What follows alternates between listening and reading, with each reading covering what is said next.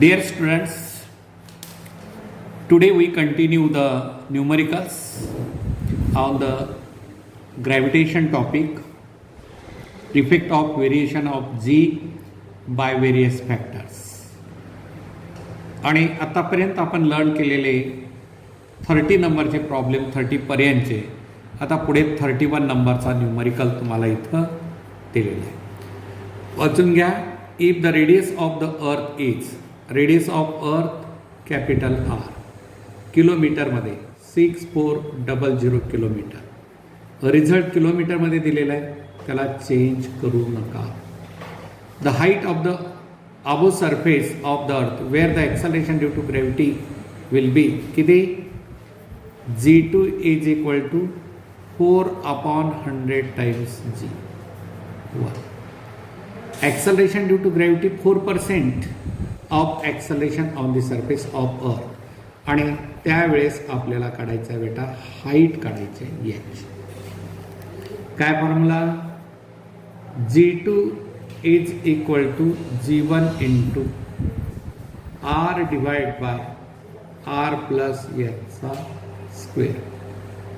g2 ची किंमत किती?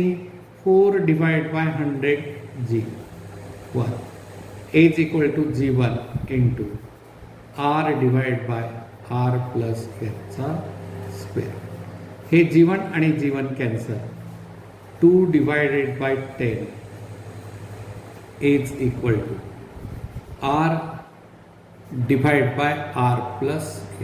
हे लक्षात आलं ना मुलांनो? इथं काय केलेलं आहे आपण?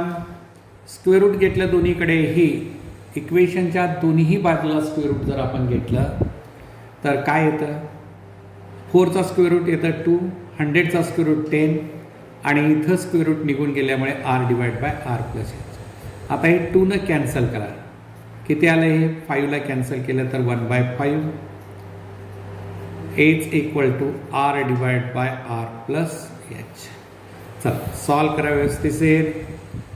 r plus h is equal to 5 times r आणि h is equal to 5r minus r is equal to 4 times r and h is equal to 4 into 6400 and that is equal to 0 0. 16ला 7 चाला 1, 24 आणि 1 25 kilometre. Height जी आली आपल्याला ती 25600 kilometre. 25600 kilometre आपल्याला ऑप्शनमध्ये दिलेलं आहे का? पहा, डी ऑप्शन याचं इथं दिलेलं आहे. राईट. हां, हा एक सिंपल प्रॉब्लेम होता बेटा.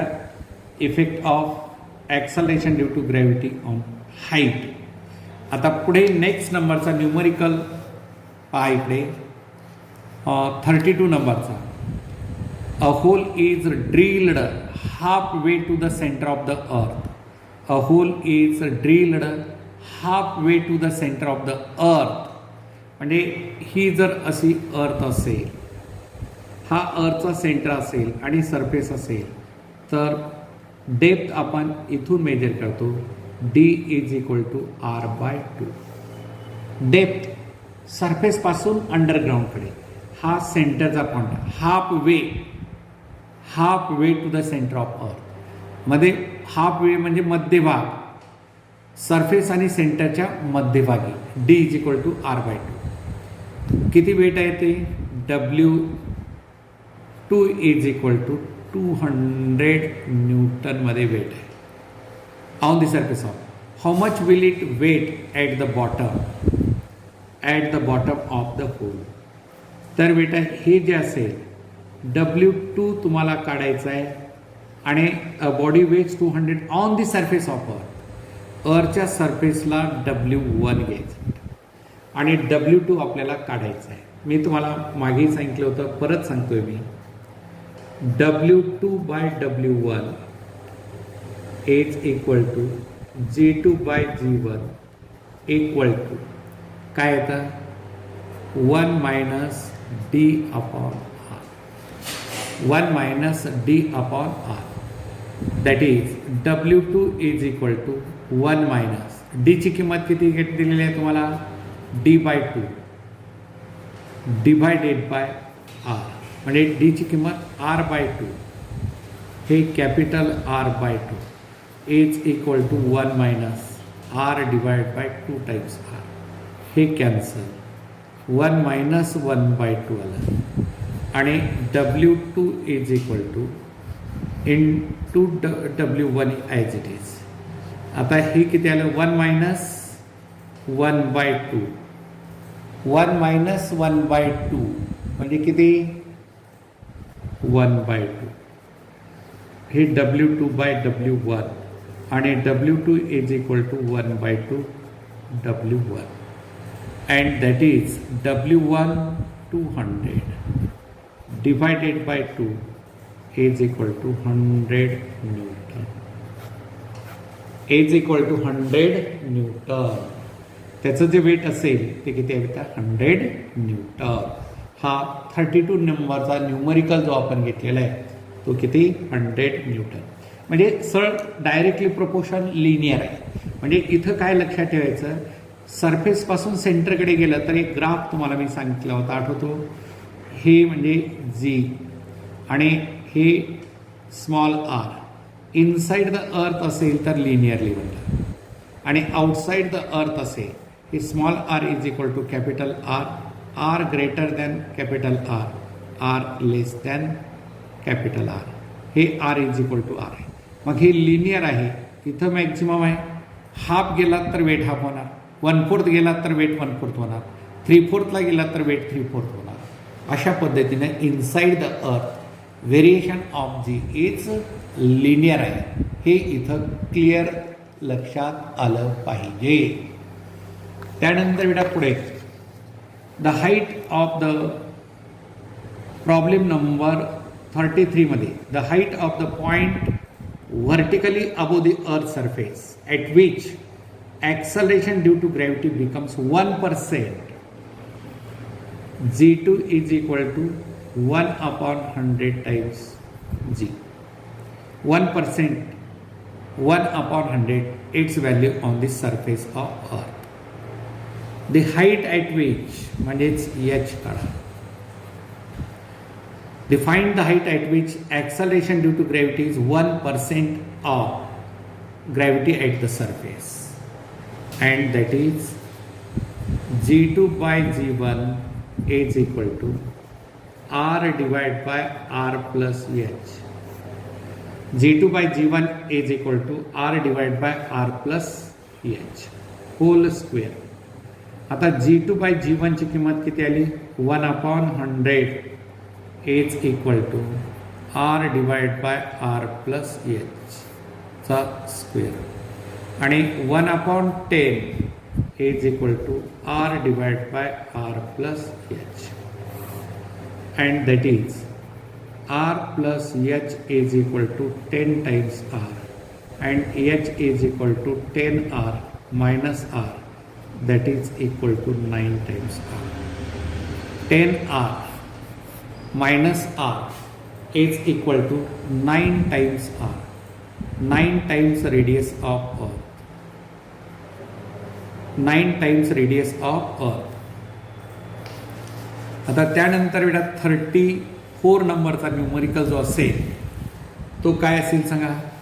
The reduction in acceleration due to gravity at height equal to the radius of earth. At a height equal to radius of earth. तर G2 ची व्हॅल्यू आपल्याला काढायची आहे. Reduction in acceleration due to gravity म्हणजे G1 minus G2 काढायचं. Reduction आता इथं काय केलं पाहिजे पहिल्यांदा G2 किती रिडक्शन झालेलं आहे. प्रेझेंट G2 येतं पण ती किती कमी झालेलं आहे हे आपल्याला इथं विचारलेलं आहे आणि तेही पर्सेंटेजमध्ये. G2 बाय G1 एक R divide by R plus चा whole square. G2 by G1 is equal to R divided by R plus R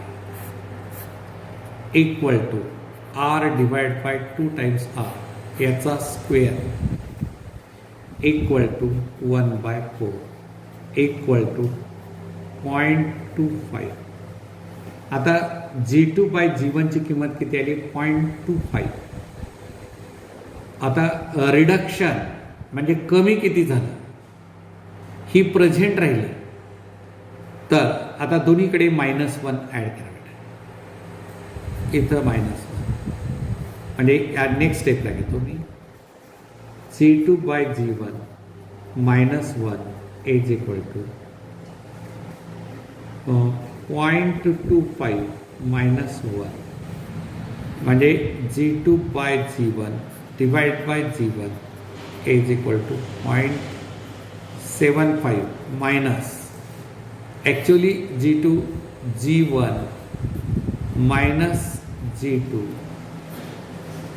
upon G1 is equal to 75%. Reduction in gravity किती झालेली आहे ती 75% कमी झालेली आहे. 25% प्रेझेंट आहे. रिडक्शन इन ग्रॅव्हिटी असा शब्द वापरलेला आहे म्हणजे ग्रॅव्हिटी किती कमी केलेली आहे तर ती 75% कमी झालेली आहे आणि प्रेझेंट जी आहे ती 25%. ती किती आहे 25%. Next numerical 35. A satellite is revolving around the earth. A satellite is revolving around the earth with speed v if the orbital radius is decreased by 1% then orbital speed. बेटा हा फॉर्म्युला आपल्याला याची theory आपल्याला घ्यायची आहे. आपण त्याच्यापेक्षा 36 नंबरचा प्रॉब्लेम आपण सॉल्व करू कारण त्याची थिअरी ऑर्बिटल वेलॉसिटी आपल्याला घ्यायचं आहे. आता 36 मध्ये if G is the acceleration due to gravity on the surface of the earth having radius capital R the height at which the acceleration due to gravity reduces to म्हणलं तर किती आलेलं आहे G/2. तर H बरोबर किती height काढायची. तर बेसिक फॉर्म्युला काय G2 by G1 is equal to R divide by R plus Hचा square and that is equal to R divide by आता G2 बाय G1 G2च्या ठिकाणी किती ठेवलात तुम्ही G/2 divide by G is equal to R divide by R plus Hचा square हे असं. तर हे G आणि G cancel 1/2 is equal to R divide by R plus Hचा स्क्वेअर. आता दोन्हीकडे स्क्वेअर रूट घेऊन टाका. Taking square root on both the sides काय आलं बेटा 1/2 1/√2 स्क्वेअर रूट दोन्हीकडे R divide by R plus H. R plus H is equal to √2 times R आणि H is equal to √2R divided minus R is equal to R in bracket √2 minus 1 आणि height H is equal to R in bracket √2 minus 1. H is equal to R in bracket √2 minus 1 is the height of that body. Now next 37 number बेटा अत्यंत typical आणि important numerical आहे. कोणता 37. Acceleration due to gravity at the equator is म्हणजे acceleration due to gravity इक्वेटरला किती आहे 10 metre per second square and equatorial radius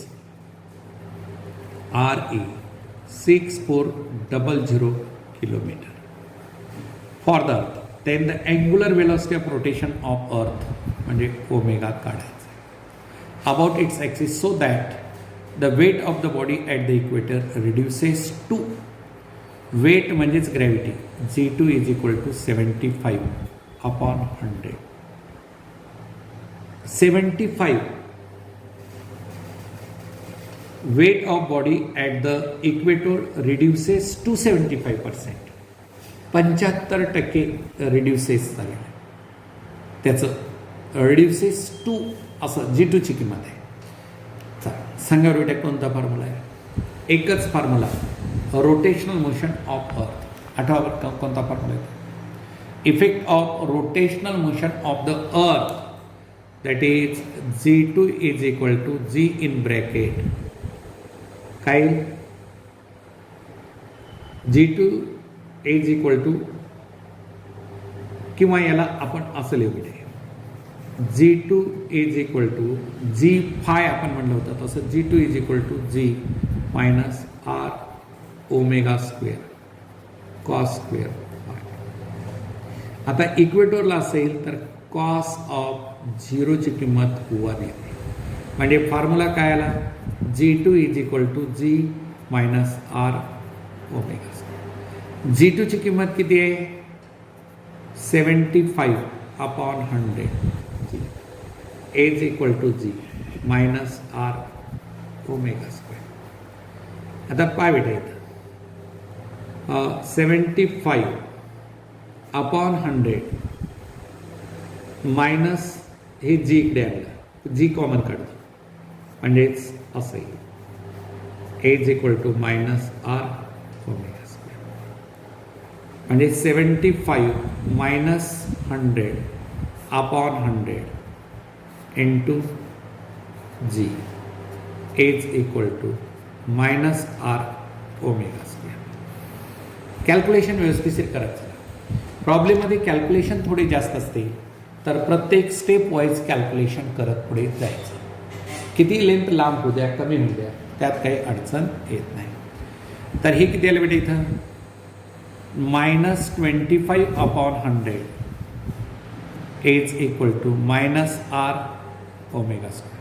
minus minus plus 1/4 is equal to R omega square. आणि omega is equal to omega square is equal to 1/4R. हां, आता omega that is here तुम्हाला विचारलेल्या ओमेगाची किंमत काढायची आहे. हां, किती आलं? 1/4 इंटू 6400 इंटू 10⁻³ ओमेगा स्क्वेअर. आणि ओमेगा त्याचा स्क्वेअर रूट घ्या, हे 2 आलं. आणि इथं 64चा स्क्वेअर रूट किती? 8 इंटू हां किती? 1/, म्हणजे 10⁻³ हे 5. तर omega is equal to 1/1600 radian per second. Omega is equal to 1/1600 radian per second is the value of omega. आलं लक्षामध्ये? 75% होते 75/100 म्हणजेच 100 मायनस 75 म्हणजेच किती आलं? 25 चौक 100 R omega square. Omega square is equal to 1/4R. Omega square is equal to 1/4R. ही value जी असेल तर अशा पद्धतीने ही कॅल्क्युलेशन वर्कआउट करायचे.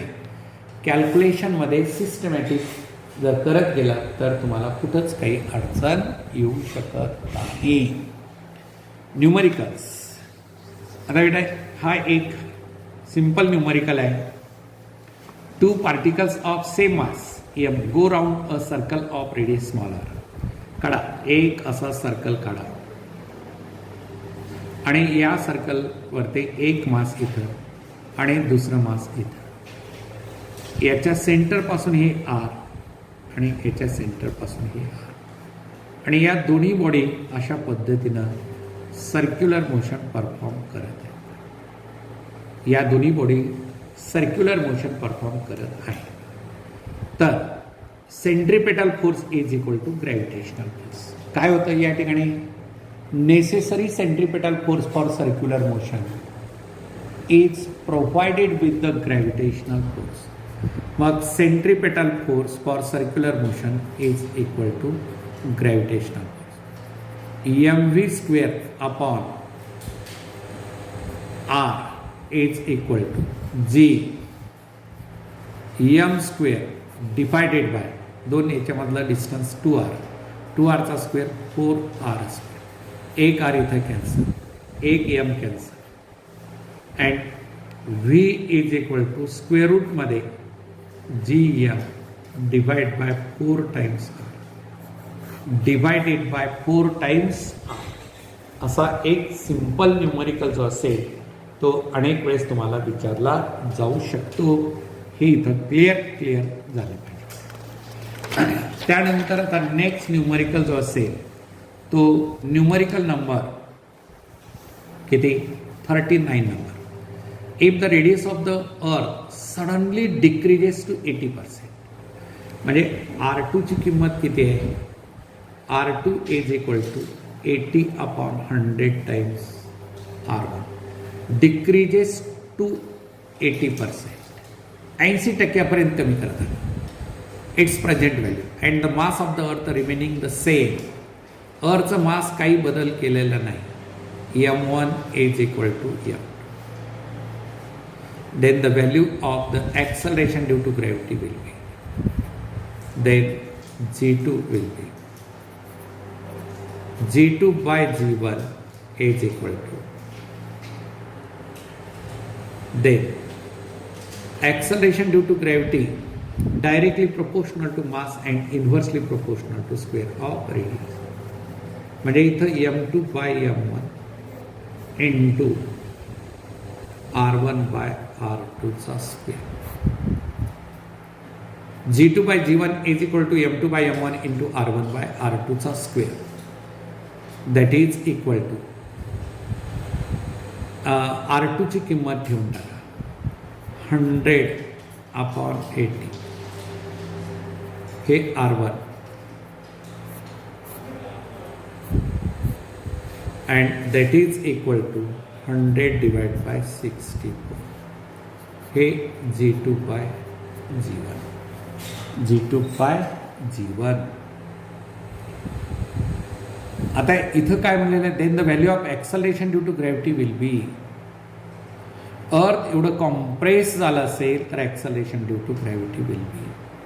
म्हणजेच g2 ची किंमत g2 by g1 is equal to m2 by m1 into r1 by r2. आता हे R2 म्हणजे 80%. 80 अपॉन 100.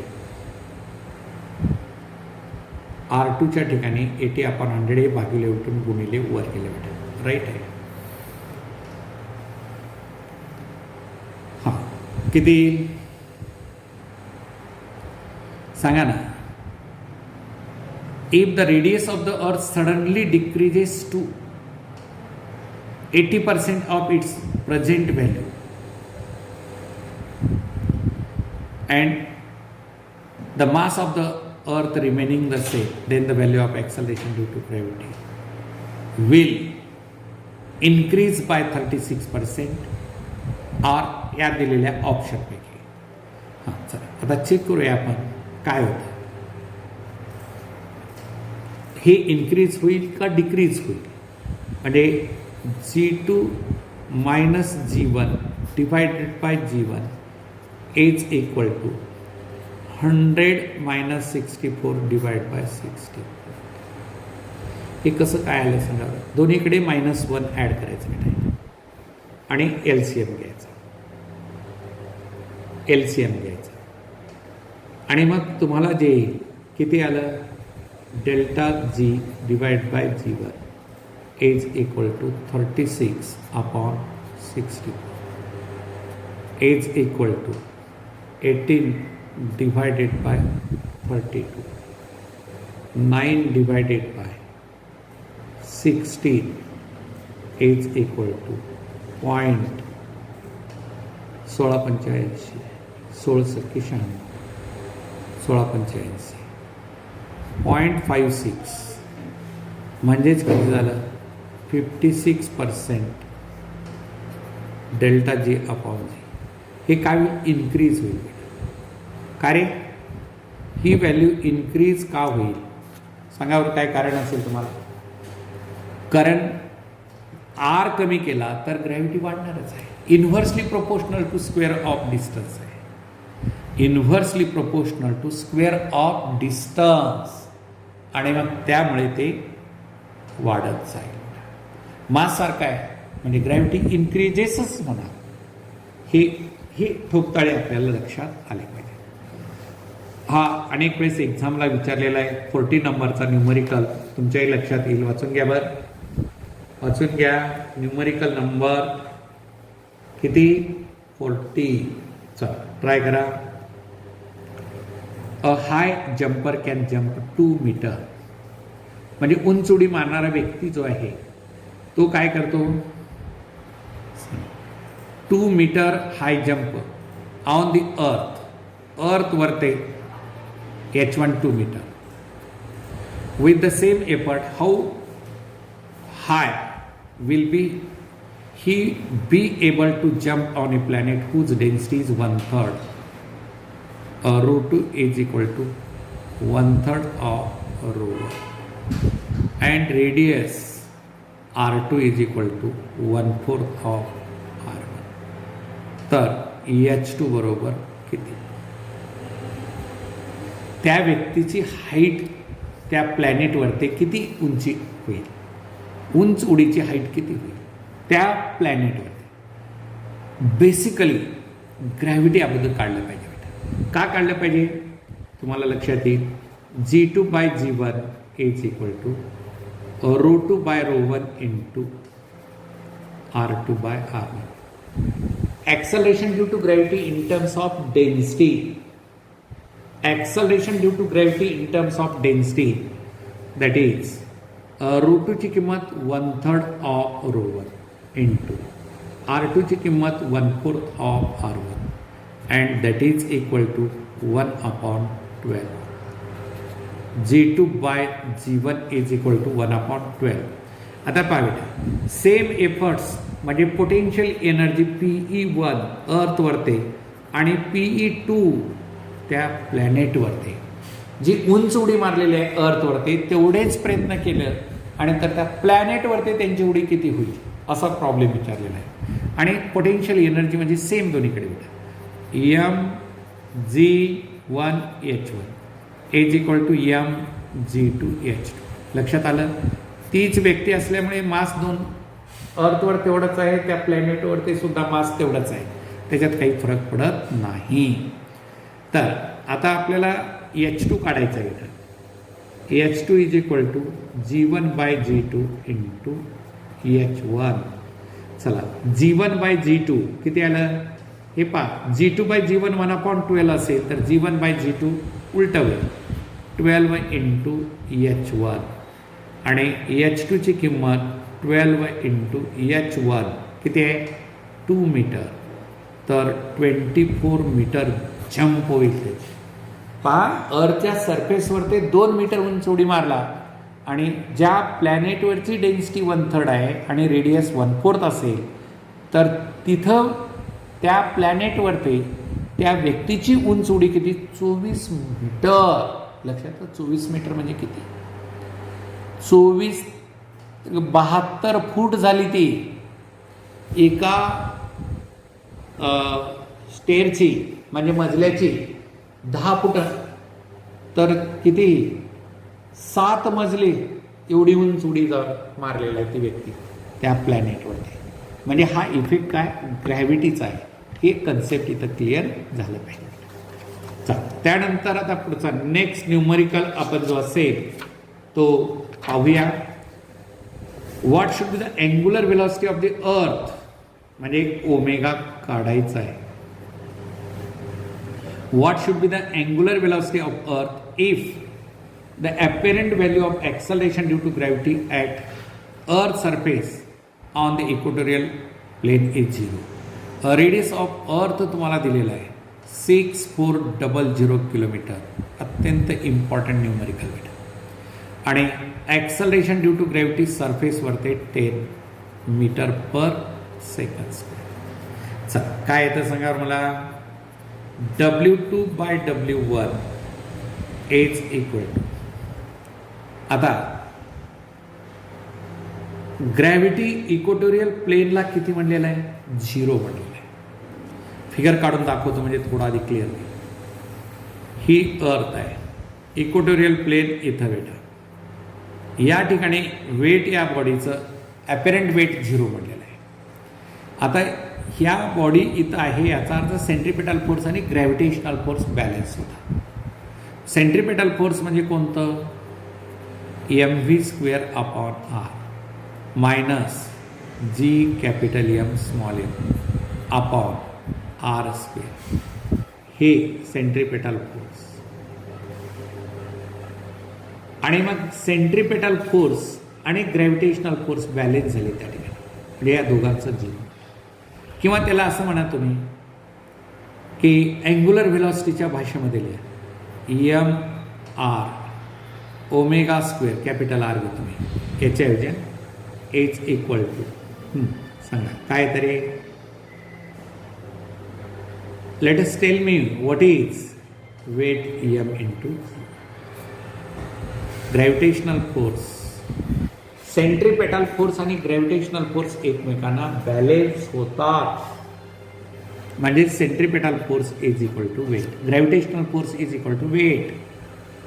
तर ω² इज इक्वल टू G/R आणि ओमेगा इज इक्वल टू √ऑफ G/R इक्वल टू G किती? 10 डिवाइड बाय R 6.4 इंटू 10⁶. हा decimal cancel केला, इथं 0 दिलं बेटा. आणि स्क्वेअर रूट घ्या दोन्हीकडे. 100चं स्क्वेअर रूट 10, 64चं स्क्वेअर रूट 8, 10⁶ ऐवजी 10⁻³ म्हणजेच किती आलं? 1.25 इंटू 10⁻³ आणि मग omega is equal to 1.25 into 10⁻³ radian per second. 1.25 into 10⁻³ radian per second is the angular velocity of earth. ती अँग्युलर वेलॉसिटी कोणाची आहे? अर्थची अँग्युलर वेलॉसिटी वर्कआउट करणार. आता त्यानंतर पुढे जे असेल नेक्स्ट न्यूमरिकल तुम्हाला इथं येईल. If the value of g at the surface of अर्थच्या सरफेसवरती किती? 9.8 metre per second square. Then the value of g at a place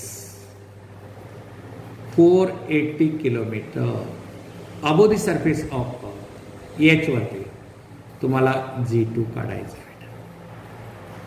आता 480 किलोमीटर म्हणजे किती आहे? लेस आहे. 6 किती? 10% ऑफ रेडियस ऑफ अर्थ. याच्या 10% म्हणजे 640 पेक्षा कमी असेल तर डायरेक्ट फॉर्म्युला सांगितला होता. कोणता रे? चला पटकन. G2/G1 is equal to 1 - 2h upon r. हा फॉर्म्युला तुम्हाला सांगितला होता. आणि मग या फॉर्म्युल्यामध्ये किमती ठेवायच्या. 1 - 2 इंटू h किती? h ची व्हॅल्यू किलोमीटरमध्ये ठेवा. 480 डिवाइड बाय रेडियस 6400. दोन्ही किलोमीटर. हे 0 कॅन्सल झाले. 16 × 48 16 × 4 64 and that is equal to 1 minus परत याला किती आलं? 20. हां म्हणजे 1 - 3 डिवाइड बाय 20. ही G2/G1 ची किंमत म्हणजे 20 - 3 divided by 20. 17 divided by 20.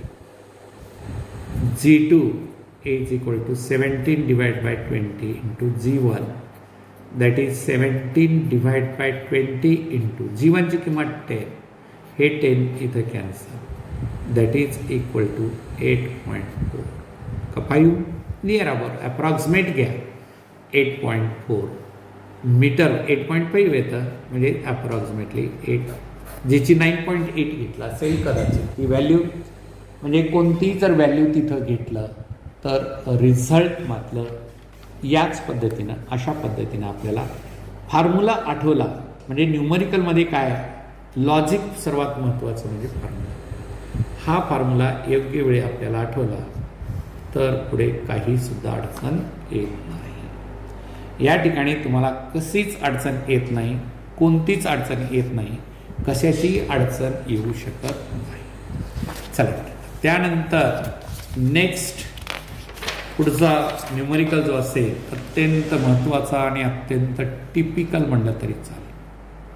आणि हा न्यूमरिकल कोणत्या आर्टिकलवरचा आहे वाचा आणि पहिल्यांदा डिसाईड करा न्यूमरिकल कोणत्या आर्टिकलवरचा आपल्याला दिलेला आहे.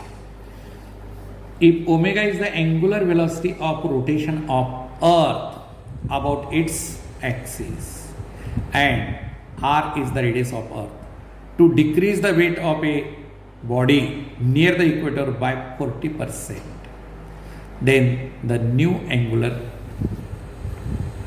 speed would be, म्हणजे ओमेगा काढायचा आहे बेटा.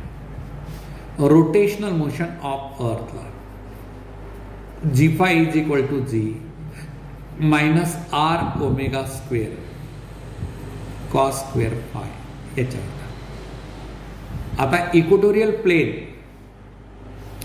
if omega is the angular velocity of rotation of the earth about its axis and r is the radius of earth, to decrease the weight of a body near the equator by किती 40%, म्हणजे जी five इक्वेटोरला म्हणलं जी E म्हणून आणि cos 0 म्हणजे G E is equal to G minus R omega square.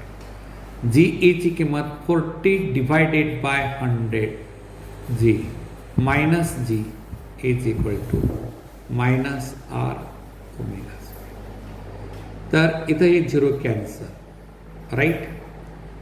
आता किती आलं हे जी कॉमन काढावे तर 4 minus 10 divided by 10 is equal to minus R omega square minus किती 6 by 10 G is equal to minus R omega square. हां आता इथं तुम्ही omega square is equal to minus minus plus 6 divide by 10 G by R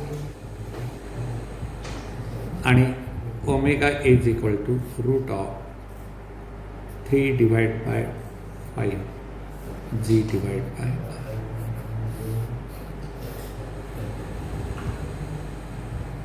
तर या ठिकाणी ओमेगाची किंमत जी आली कॅल्क्युलेशन केला तर 3 divide by 5 root of G by R. अशा पद्धतीनं हा न्यूमरिकल इथं आपण सॉल्व केला.